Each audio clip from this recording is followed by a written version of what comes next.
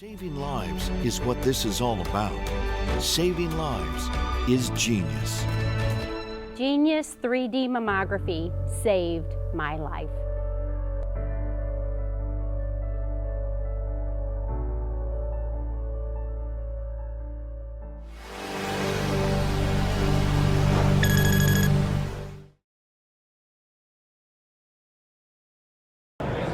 Hi, I'm Dave Fornell, the editor of Imaging Technology News Magazine, and I'm here at RSNA 2014. I'm with Dr. Laurie Fajardo. She's an MD, MBA, the Chief of Breast Imaging at the University of Iowa. And I wanted to talk to you a little bit today about some of the advances in technology for women's health, specifically for breast imaging. A few years ago, you had 2D mammography, take it or leave it. Today, there are a lot of options available, and the biggest of which is probably 3D tomosynthesis. Yeah, I would agree with that. Tomosynthesis has really become a game changer in caring for women's breast health. Being able to look at the breast tissue in a 3D rendering helps us detect cancers better. And it also reduces the uncertainty of looking at a mammogram. Some of the 2D mammograms still had a fair amount of uncertainty, particularly when the women had dense breast tissue or complex breast tissue. And that meant that some of these women had to be called back for extra pictures after their screening mammogram.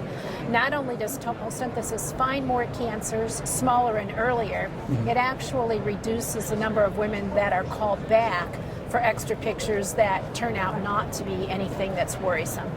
And you use tomosynthesis within your practice? We do. We have an outpatient imaging center that has 2 units, and our hospital-based center has 3.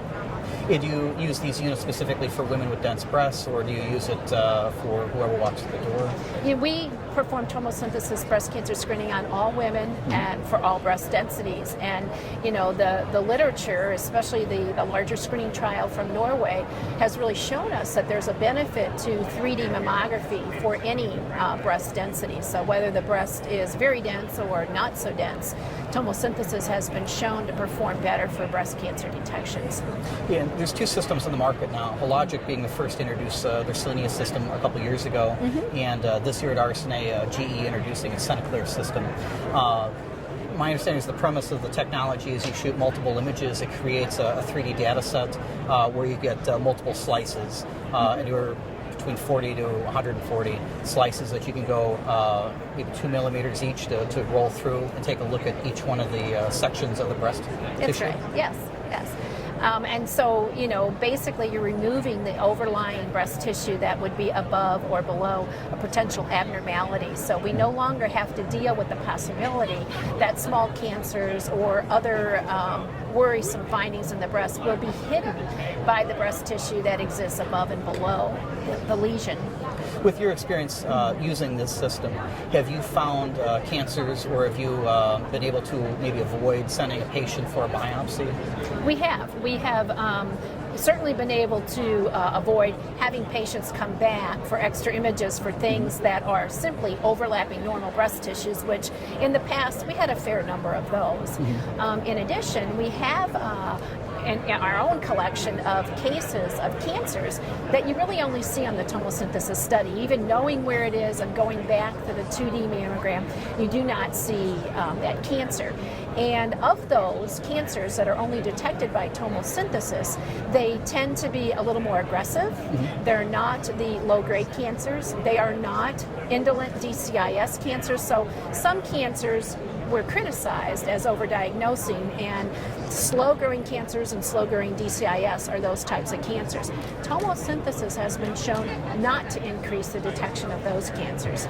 The cancers that tomosynthesis finds tend to be higher pathology grade cancers, so grade 2 and grade 3 cancers. If you can find those earlier on a tomosynthesis study, not seen on the 2D study, you're going to prevent them from becoming a palpable cancer before the next screening study comes. So the value of tomosynthesis has certainly been demonstrated in a number of single institutional, multi-institutional, and now the Norwegian screening trial.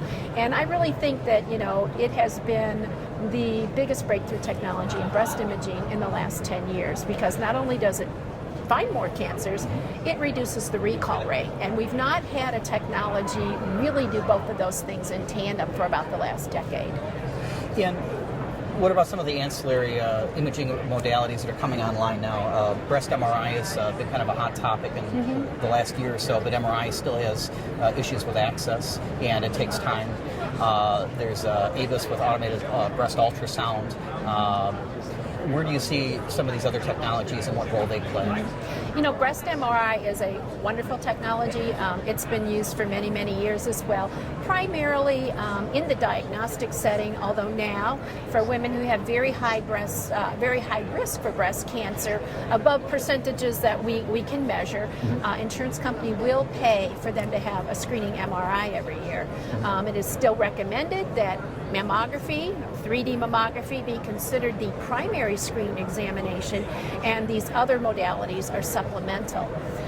If MR were widely available, were inexpensive, did not require contrast, and performed as well as MRI that we do with the contrast injection, it would compete very favorably with 3D mammography. But unfortunately, access, expense, the time that it takes to do these examinations, and the need to inject contrast limit its use to applying it to everybody in the U.S. population. But it's a very good technology. Whole breast screening ultrasound, or ABUS, is an ultrasound examination of the entire breast, which is a supplemental screening study, not a primary screening study. It is best used for women with dense breasts after they have a mammogram, and has been shown to pick up additional cancers that 2D mammography did not pick up. To date, whole breast screening ultrasound has not been compared with 3D mammography or tomosynthesis. The relative disadvantages of this ultrasound examination is that it can have a very high false positive rate.